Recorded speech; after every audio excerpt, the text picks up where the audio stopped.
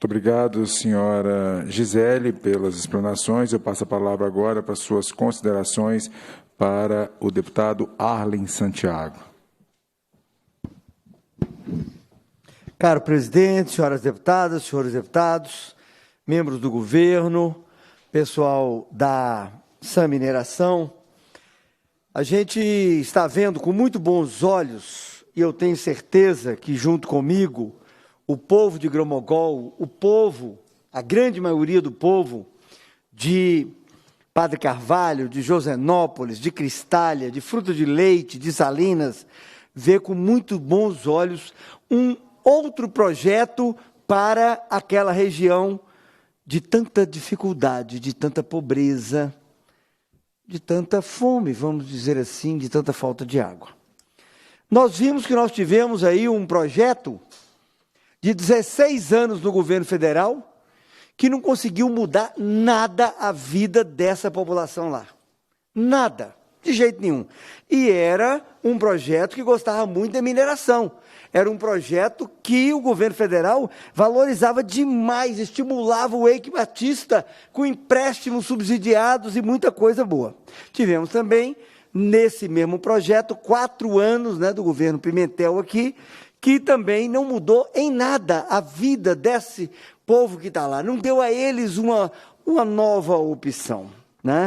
Eu me lembro, há muitos anos atrás, deputado Noraldino, quando um chefe do DENOX, naquela época, que depois até enveredou bem para a política, ele me trouxe um pedido para que a gente conseguisse aprovar a barragem do Vacaria aqui. E aprovamos, lá naquele tempo, no IEF, a barragem de Vacaria. Olha para você ver como é que a gente vai tapeado.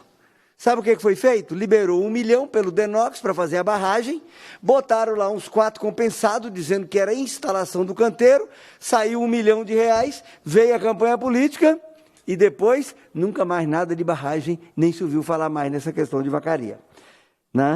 Também nós temos aí que cuidar da vida das pessoas.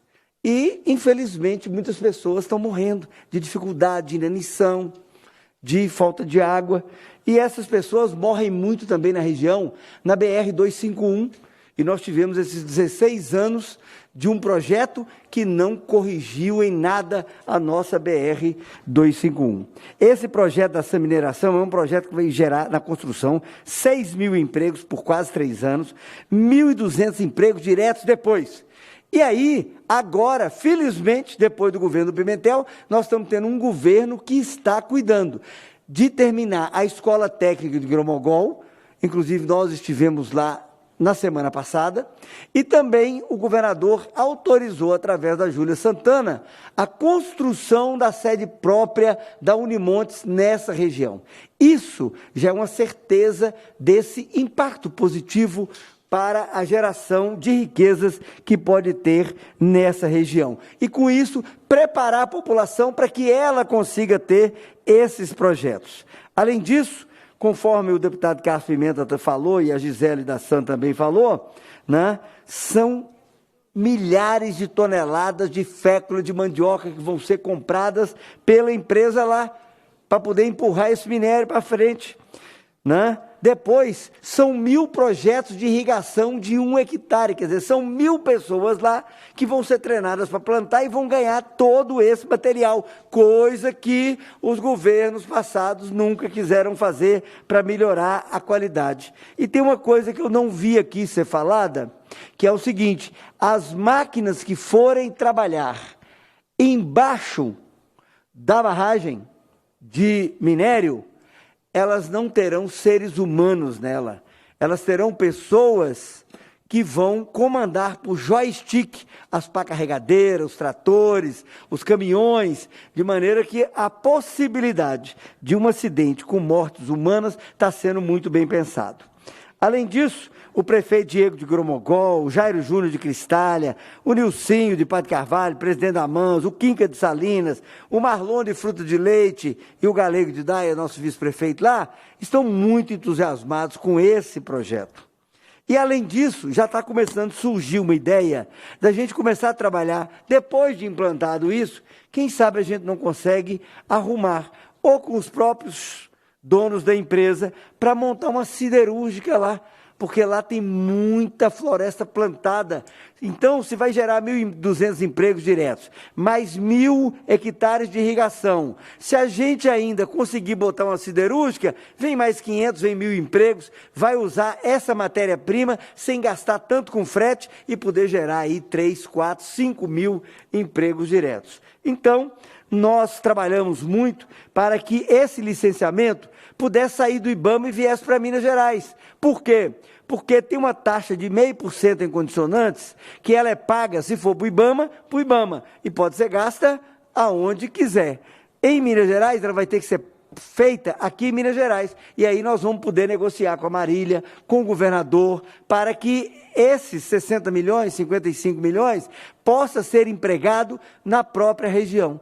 É uma questão transformadora e dá para conviver bem. O geraizeiro vai ser bem tratado. Se ele quiser ficar lá naquela casa, recebendo o Bolsa Família, né, e não fazendo nada, ele vai poder ficar. Se por acaso ele quiser que ele ou o filho dele possa trabalhar lá, preservando a cultura, fazendo a reserva extrativista, cuidando das coisas, né, recebendo a visita das pessoas que nesses 16 anos do governo federal estiveram lá falando, olha, que nós somos do lado dos pobres, e os pobres vão ter que continuar pobres o resto da vida, esse aí, realmente, nós vamos ver a possibilidade de aqueles que querem trabalhar poder ter uma melhoria. Então, eu sou um entusiasta do progresso, eu acho que as coisas têm que caminhar bem. Me lembro quando saiu a questão da telefonia, a telefonia celular, 480 cidades em Minas Gerais não tinham isso, tantas estradas, tantas coisas que vai melhorando. Agora, o que é que o povo precisa? Condições para poder trabalhar, ganhar o seu sustento e viver dignamente. O meu partido, o PTB, ele sempre fala que a melhor política social é o emprego, é o trabalho. E aí nós precisamos de desideologizar esse romantismo de que aquelas pessoas têm que ficar naquele lugar, passando fome, porque aquilo é uma ideia que tem que ser colocada. Não, nós temos que buscar o melhor possível. E já discutimos muito a questão do mineroduto e do trem de ferro. A água, para terminar, presidente, a água que cai na região, ela infiltra, ela desce e quando vem muita, ela vai para o mar. Agora, com a construção de uma barragem e a empresa só poder usar 50% da água, a empresa tem que cuidar bem, porque senão ela para. Porque sem água, a empresa para, quebra, e aí volta a situação do status que existe hoje, de sofrimento das pessoas da região. Muito obrigado pelas contribuições, deputado Arlen Santiago. Eu passo a palavra agora ao promotor Daniel Piovanelli Artson, coordenador regional das Promotorias de Justiça do Meio Ambiente das Bacias do Rio Verde e Pardo, representando aqui o senhor Carlos Eduardo Ferreira Pinto, promotor do CAOMA. Com a palavra, o senhor promotor Daniel. Excelentíssimo senhor deputado Noraldino Júnior, presidente da comissão, na pessoa de quem cumprimenta todos os demais excelentíssimos deputados estaduais, excelentíssimo deputado Pinheirinho, na pessoa de quem cumprimenta todos os demais excelentíssimos deputados federais, excelentíssima senhora Marília Mello, secretária da Secretaria de Meio Ambiente e Desenvolvimento Sustentável do Estado de Minas Gerais, em nome de quem cumprimento toda a equipe da SEMAD, excelentíssimo prefeito José Nilson Bispo de Sá, presidente da Associação dos Municípios da Área Mineira da SUDENE, a AMANS, demais senhoras e senhores, boa tarde. Primeiramente, o Ministério Público agradece o convite e informa que hoje representarei aqui o CAOMA e o Dr. Carlos Eduardo Ferreira Pinto, nosso coordenador, não somente porque, em razão do convite ter sido feito com uma antecedência de apenas 24 horas, não nos foi possível ajustar a agenda do Dr. Carlos, que já possuía compromissos prévios inadiáveis. Hoje, então, representando, eu vou externar um panorama da atuação do Ministério Público ao longo do tempo, inclusive sobre o empreendimento, já que temos atuado em relação ao empreendimento desde sua origem, desde sua gênese aqui no estado de Minas Gerais.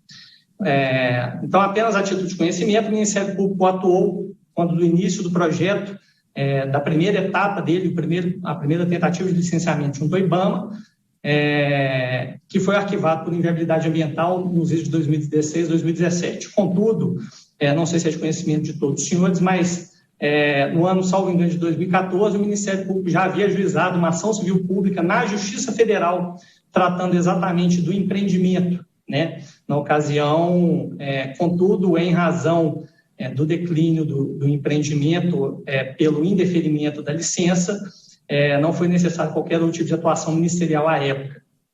Um novo licenciamento foi pleiteado junto ao IBAMA naqueles anos de 2016 e 2017, pedido de licenciamento que, contudo, foi arquivado a pedido do próprio empreendedor naquela mesma época. E logo, na sequência, foram pleiteadas aí licenças separadas junto ao IBAMA para o mineroduto e junto à SEMAD para a cava da mina. Em razão disso, o Ministério Público também atuou preventivamente acompanhando e, diante de questionamentos a respeito da atribuição licenciatória, e não somente da atribuição licenciatória, o Ministério Público Federal e o Ministério Público do Estado de Minas Gerais ajuizaram uma ação civil pública, inclusive por mim assinada, junto à Justiça Federal, para que houve a unificação da atribuição licenciatória no IBAMA.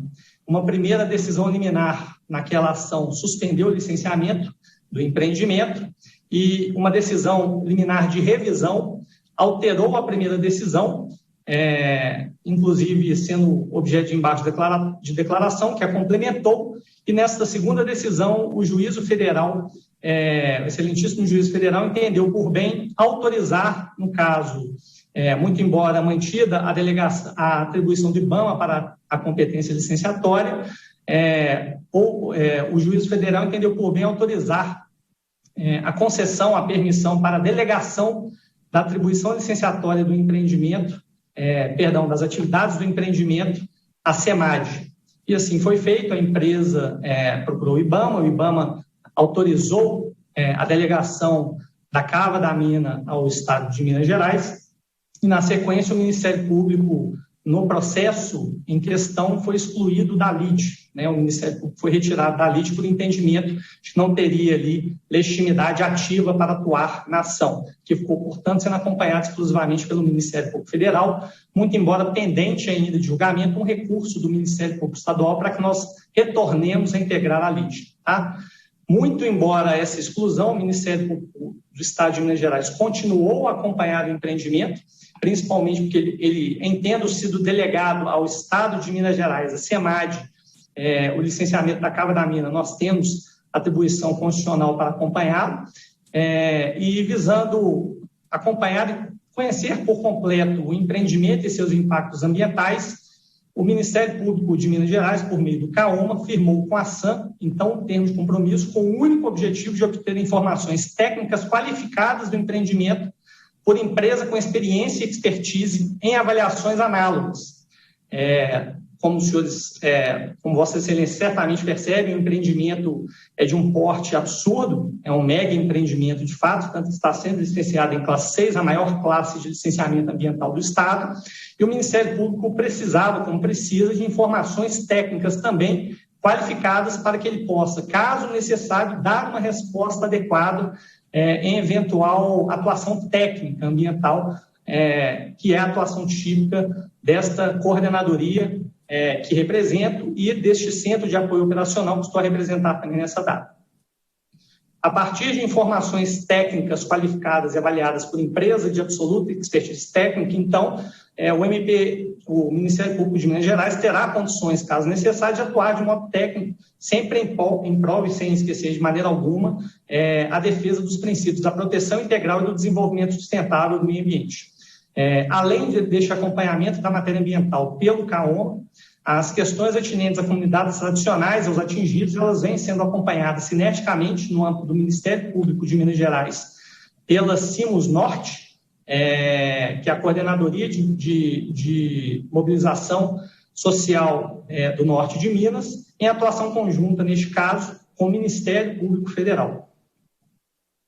O Ministério Público ele sempre se colocou e continua se colocando à disposição de todos para avaliar todo e qualquer pleito ou demanda que tenha relação com o empreendimento e vai analisar todos tecnicamente para que ele possa sempre, no âmbito ambiental, atuar de forma preventiva, técnica e qualificada em prol do Estado de Minas Gerais e dos mineiros.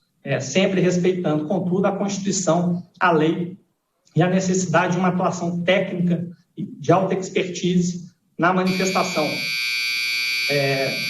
É isso que tenho a informar, senhor presidente, e coloco o Ministério Público à disposição para todo e qualquer questionamento que seja feito ao longo desta manifestação, desta audiência pública ou de qualquer outra para a qual formos convidados e de que participemos. Obrigado e uma boa tarde a todos.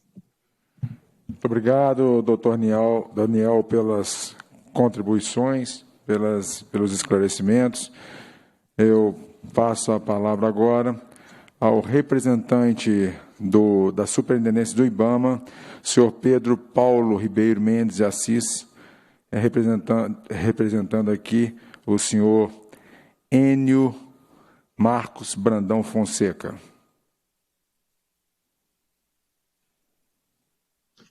Boa tarde a todos, boa tarde, presidente. Com relação ao IBAMA, sobre esse pleito desse licenciamento, eu corroboro da opinião de que o IBAMA, corrobora da opinião de que deverá ser ouvida a todas as comunidades envolvidas e poderão sofrer os impactos e para poderem fazer a balança do que seria mais favorável. E o IBAMA reafirma a postura de que foi delegado ao Estado de Minas Gerais toda a competência para melhor gerir esse processo de licenciamento ambiental que pode vir a ocorrer nos próximos anos. Mas é sempre em prol, o IBAMA defendendo a postura do desenvolvimento ambiental sustentável. Por isso, a participação popular, ouvindo as comunidades e que a decisão venha da população sobre o que é melhor para o futuro de todos. Vou ser breve, porque o empreendimento será licenciado por delegação pelo Estado de Minas Gerais. Agradeço a todos e uma boa tarde. Muito obrigado, senhor Pedro Paulo. Eu passo a palavra agora à senhora Ana Cláudia Alexandre, defensora pública. Boa tarde a todas e a todos. Cumprimento o deputado Noraldino, presidente desta comissão, na pessoa da qual cumprimento também todos os presentes, ressaltando também, cumprimentando a deputada Leninha, autora do requerimento, e os geraizeiros aqui presentes que estão nos escutando, especialmente os senhores Adair e Orlando, representantes dessas comunidades. Nosso tempo é breve e eu pretendo contribuir da melhor forma, dizendo sobre a questão jurídica. O deputado Arlen Santiago ressalta que questões ideológicas e românticas podem inviabilizar projetos de natureza econômica e essa visão desenvolvimentista que o projeto em si contém. E nesse sentido, é muito importante pontuar que não estão essas questões que a Defensoria Pública pretende trazer no âmbito aqui dessa audiência pública, mas também do procedimento que já está instaurado e que nós já estamos também encaminhando os devidos questionamentos. E é por isso que aqui é uma oportunidade inclusive, de já levar algumas questões que a gente já conseguiu levantar a partir do recebimento no dia 5 de agosto do acesso a todo o procedimento de licenciamento ambiental, especialmente das últimas peças que foram juntadas no dia 2 de agosto e que compõem a sua maioria, inclusive, do que está hoje sendo objeto desse pedido de licença prévia com um prazo aí já até muito avançado, de ter esse licenciamento até o final do ano. Antes que a gente possa imaginar que algo dessa natureza aconteça, é importante pontuar que os nossos questionamentos, né, que aqui eu coloco, inclusive, para tentar viabilizar que essas respostas cheguem rápidas e inclusive, antes, né, da aprovação de qualquer licenciamento prévio, pois consideramos que são questões que, na verdade, vão trazer, né, possíveis vícios a um procedimento que se não forem consideradas. Então, em linhas gerais, é importante compreender que nós estamos falando, né, de um espaço, especialmente a mina, né, acaba como o mapa mostra, a pretensão da mina, ela vai ser bem no coração ali do território geraizeiro. Para quem não sabe, é na Fazenda São Francisco, aquela que foi, inclusive, objeto de decreto pelo Estado de Minas Gerais, um decreto que declara a área como uma área necessária para o território geraizeiro do Vale das Cancelas. Então, isso é algo público, a mina ela está prevista exatamente para essa área, e por esta razão, né, não pelas razões ressaltadas pelos deputados, né, e pela forma como o desenvolvimento, né, ele cabe na linguagem ser narrada. A gente ouviu aqui desenvolvimento nacional, desenvolvimento econômico, né? Inclusive o desenvolvimento econômico que está colocado lá na deliberação que fala de que é um projeto prioritário do governo de Minas Gerais, mas o que a lei traz, e aí é uma leitura constitucional que eu entendo que ela, em qualquer empreendimento, em qualquer licenciamento, ela não pode ser desconsiderada. Por essa razão, eu cito aqui que a Lei 6.040 de 2007, ela instituiu a Política Nacional de Desenvolvimento Sustentável dos Povos e Comunidades Tradicionais. E a própria lei, no seu artigo 3º, inciso 3, diz o que é desenvolvimento sustentável. É o uso equilibrado dos recursos naturais, voltado para a melhoria da qualidade de vida da presente geração, garantindo as mesmas possibilidades para as gerações futuras. Então, o desenvolvimento sustentável dos povos e comunidades tradicionais tem que garantir o desenvolvimento dos povos presentes, né? Aqueles que estão lá nessa região hoje, que será objeto da mineração, e aqueles que virão no futuro. Então, isso é um conteúdo jurídico que vai, né, interligar. Quem ouviu aí da área jurídica já pensou no artigo 225 da Constituição Federal, né, que fala que esse é um direito de todos, o uso do meio ambiente ecologicamente equilibrado e para as presentes e futuras gerações, por óbvio, né? Então, nós precisamos pensar, e eu li, porque recebi, como disse, nos dias 5 de agosto, né, o projeto que está sendo lá objeto de licenciamento prévio, e também não localizei nas páginas aí dos projetos prioritários do governo, né, naquilo que está sendo veiculado como algo que tem, o nome eu anotei porque eu acho interessante, os minerais estratégicos, né? Nós temos aí um projeto de minerais estratégicos de desenvolvimento para Minas Gerais. Não localizei o projeto de sustentabilidade para as comunidades geraizeiras naquela região com a mineração.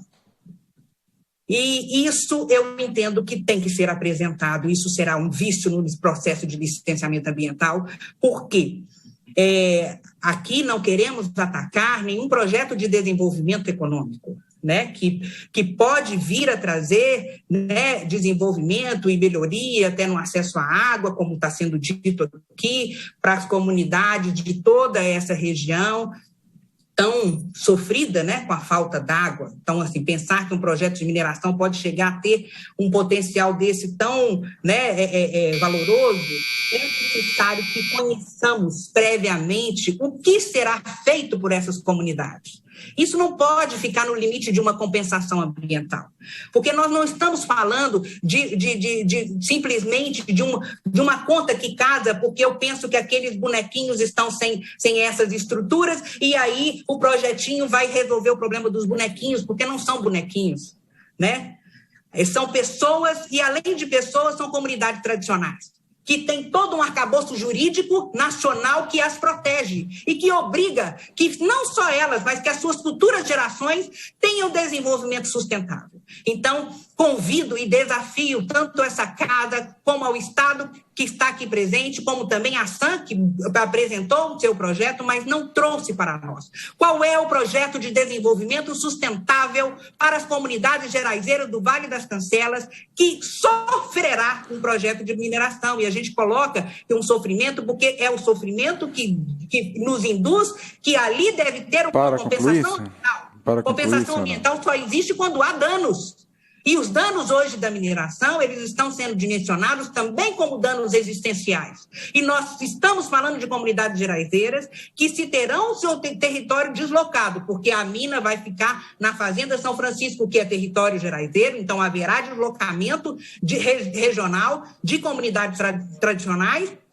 É preciso saber qual é o projeto sustentável. E isso não substitui e não exime de fazer a consulta livre, prévia e informada. Para concluir, senhora Ana Cláudia. Outra. Então, é muito necessário, estamos encaminhando formalmente, só para concluir, deputado, esse requerimento ao Estado de Minas Gerais, que deverá apresentar esse projeto de sustentabilidade para as comunidades geraizeiras que serão afetadas, e isso sim, esse diálogo é que eu acho que tem que se iniciar. Nós temos que pensar em desenvolvimento, mas um desenvolvimento que seja sustentável. E isso porque hoje as futuras gerações, né, são hoje o povo mais vulnerável, e a Defensoria Pública, eu nesse lugar, né, me coloco aqui, não só à disposição, mas muito confortável para defender o direito daqueles que querem vir ao mundo e virão ao mundo no futuro e precisarão de realmente qualidade de vida, uma vida sadia, sustentável e não apenas algo que contemple, né, momentaneamente interesses econômicos de governo, às vezes até políticos, que têm discursos inflamados, né, querem muito projetos como esse, porque vão alimentar, inclusive, suas campanhas eleitorais. Eu acho que isso é muito importante, que nós precisamos aqui é realmente ter certeza da responsabilidade não só da empresa, mas do Estado e de todos aqueles envolvidos, e a garantir, sem mais, o desenvolvimento sustentável. Senhora Ana Cláudia, o tempo da senhora finalizou. Muito obrigada, deputado. Muito obrigado. Obrigado pelas contribuições. Eu passo a palavra agora à senhora Maria Dalci Ricas, superintendente da ANDA. Com a palavra, Maria Dalci.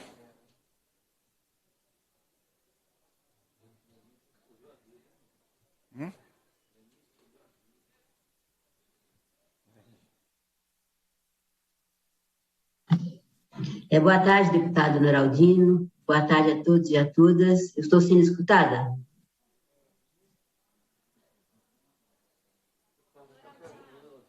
Noraldino? Dalci, estamos escutando. A senhora tem a palavra.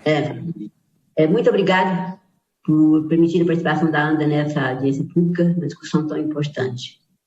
É público a posição da ANDA, nós não somos contra a atividade minerária, aliás, não somos contra nenhuma atividade econômica. Mas qualquer projeto, inclusive de mineração, em nossa opinião, deve ser precedido de duas perguntas muito importantes: onde e como?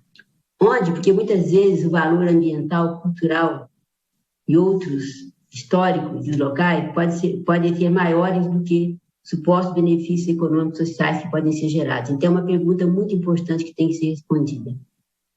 E como? Porque o como está ligado, basicamente, como será o empreendimento, como é que ele se comportará, quais serão as tecnologias empregadas, etc.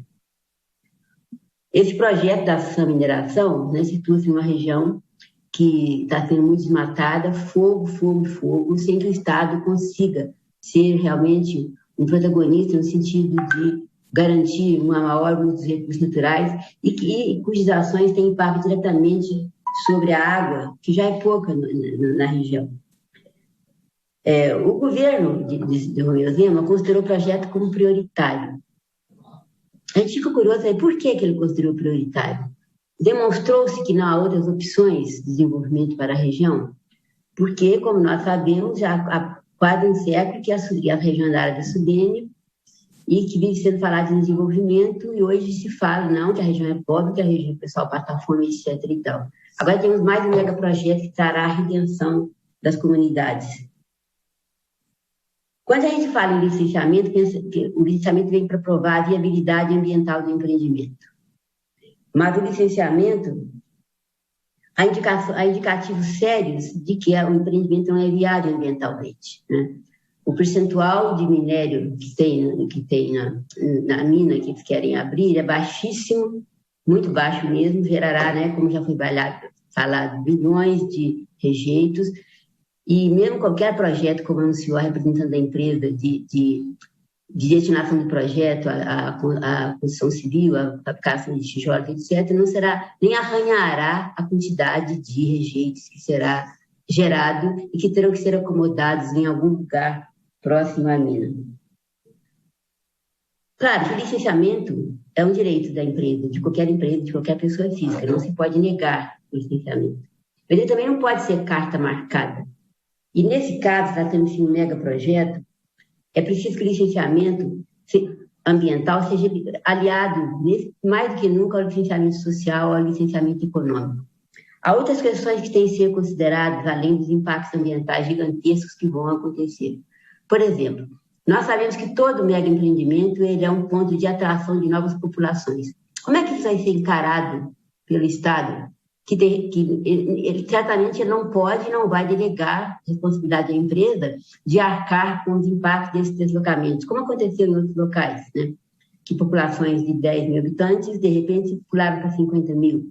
Isso causa uma transformação e causa impacto no tecido social que tem que ser previstas, analisadas e adotadas medidas para que elas sejam minimizadas.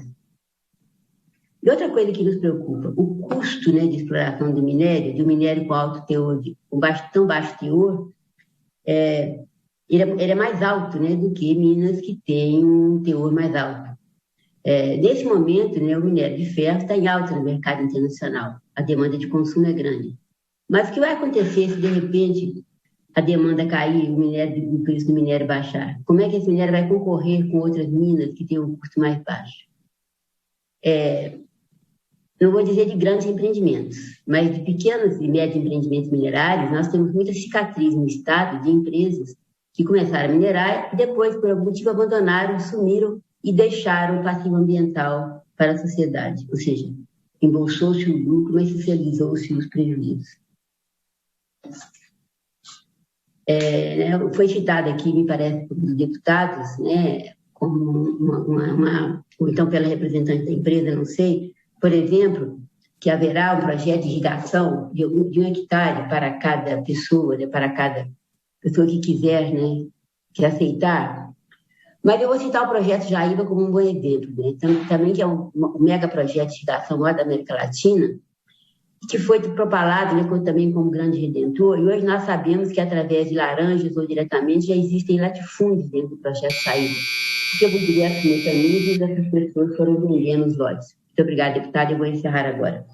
Então, o que nós sugerimos, deputado Doraldino, é que essa Assembleia mantenha um espaço para que esse processo de licenciamento seja feito de forma transparente e não seja feito de carta marcada diante da complexidade social, ambiental e econômica desse empreendimento. Mais do que nunca essa transparência é necessária, mais do que nunca era necessário de ser feito parâmetros técnicos ambientais justos, corretos e seguros. Muito obrigada.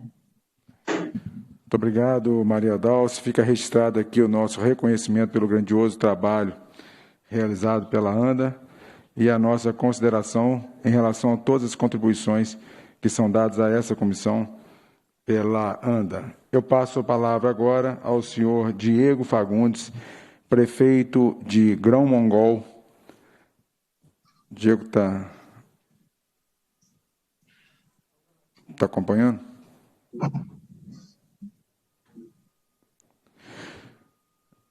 Na sua ausência, eu passo a palavra aqui ao senhor Pedro, ao Diego, com a palavra, prefeito Diego.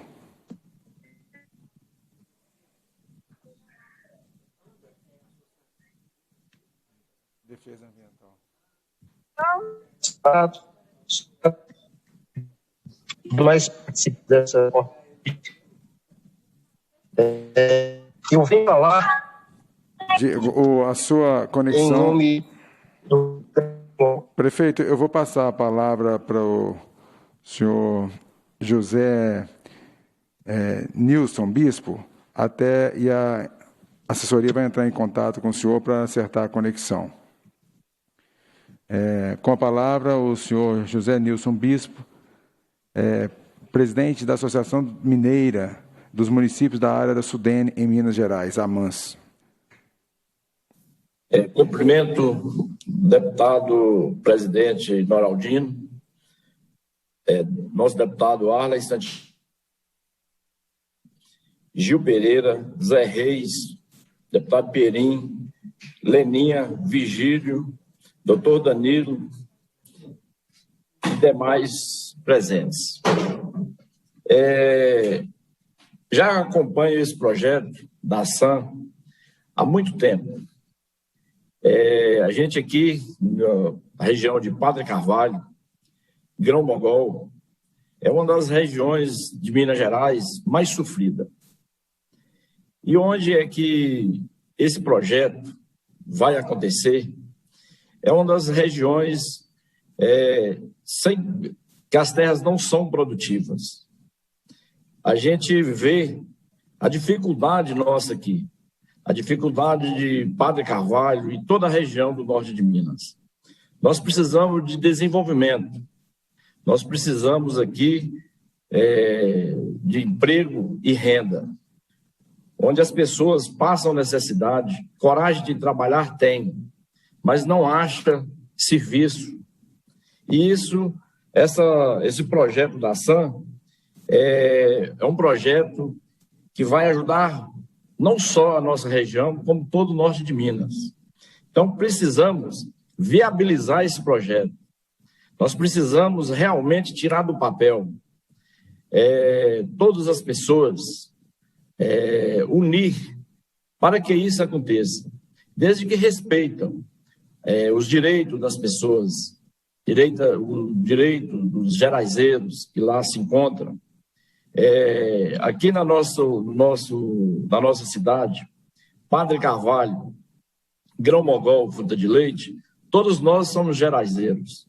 Agora, naquela localidade, tem muito pouca pessoas a ser atingida. Conheço bastante. Tem aí o projeto da barragem da Vacaria. Tem 70 anos que eu conheço, que eu vejo falar nesse projeto.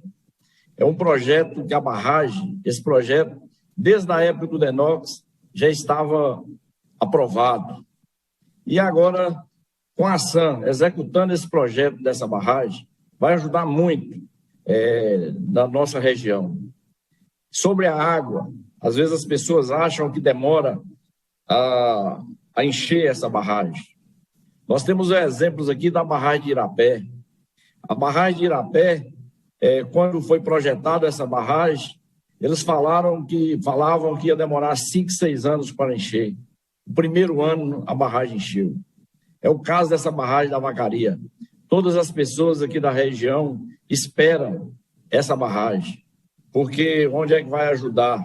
No sistema de abastecimento de água, nas pequenas irrigações dos pequenos produtores. Então, esse projeto, nós precisamos organizar para viabilizar esse projeto, que é um projeto de extrema importância para o norte de Minas, onde vai ter aí em torno de 6.200 empregos diretos, conseguindo deixar um pouco do minério, onde é que a gente tem condições de conseguir alguma siderúrgica para atender a região. Esses 6.000 e poucos empregos poderá ser para 10.000 empregos ou mais. Então, vai alavancar todo o norte de Minas, vai resolver o problema, onde é que, para a gente viver feliz, a gente tem que ter emprego e renda. E é o que nós precisamos. Então, como eu disse, estou acompanhando esse projeto há muito tempo. Hoje aqui teve essa apresentação do projeto. Todos podem ver que foi muito bem apresentado.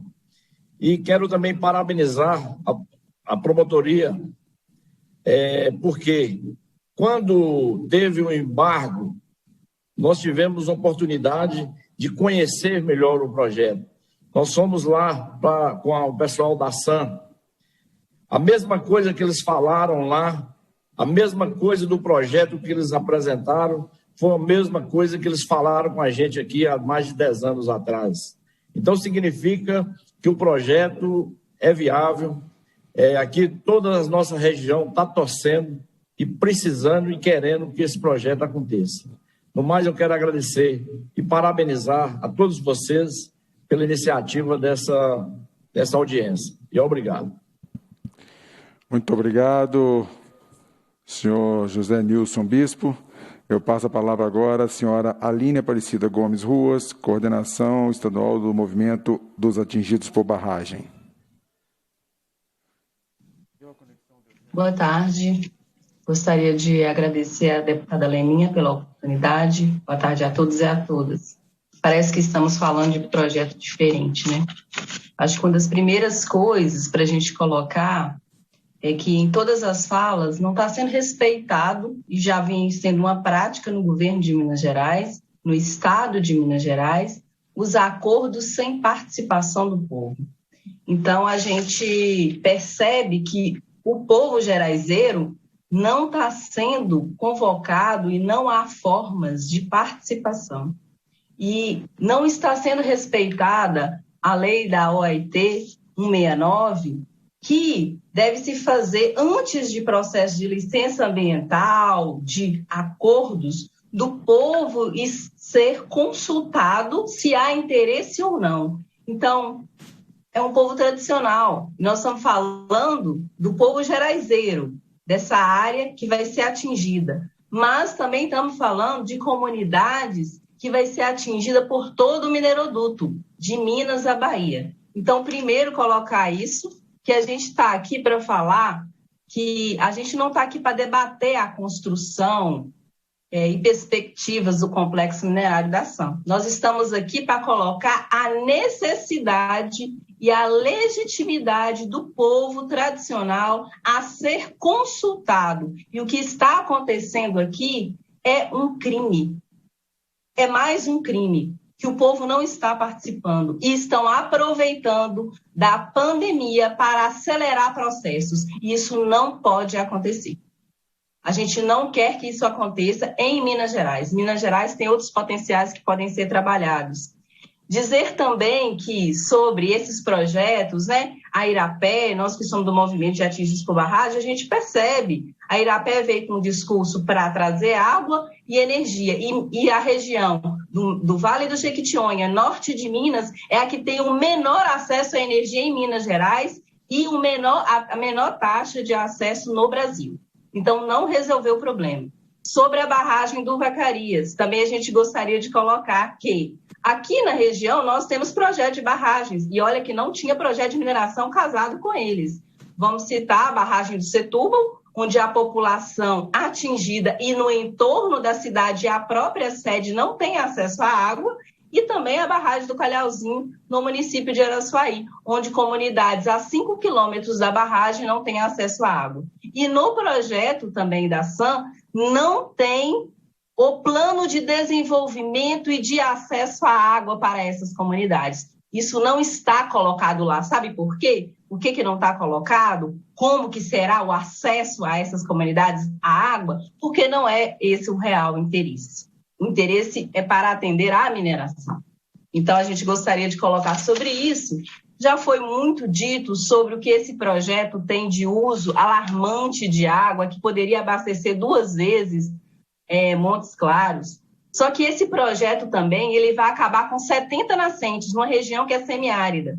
Esse projeto ele tem dele 2 barragens de rejeito, que vai ocupar uma área de quase 2.600 hectares, correspondente de rejeito a 104 barragens de Brumadinho. É desse tantão de rejeito que nós estamos falando. E nós estamos falando de uma barragem que vai estar na área montante do Rio Jequitinhonha.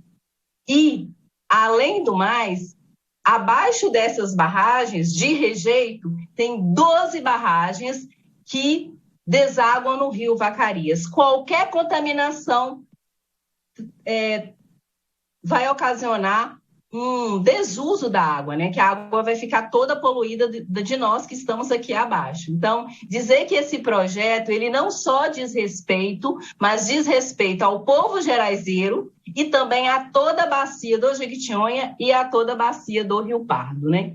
E a gente também quer dizer que esse projeto é totalmente inviável. O IBAMA já se posicionou em relação a isso, e essa fragmentação, não existe fragmentação, que a gente, nos próprios relatórios que foi disponibilizado, já vou finalizar, os próprios relatórios que foi disponibilizado, né, sobre a CPI Bruma, coloca que há uma associação entre os associados da Lotus e da SAM. Então, não há projetos dissociados, eles estão integrados, ou seja, nós estamos falando do mesmo projeto. E a barragem do Vacaria não vai ser a solução para o acesso à água, e o povo deve ser consultado. E a gente, Leninha, gostaria de registrar isso, Padre João e Patrus, que está aqui presente. Muito obrigada. Muito obrigado, senhora Aline.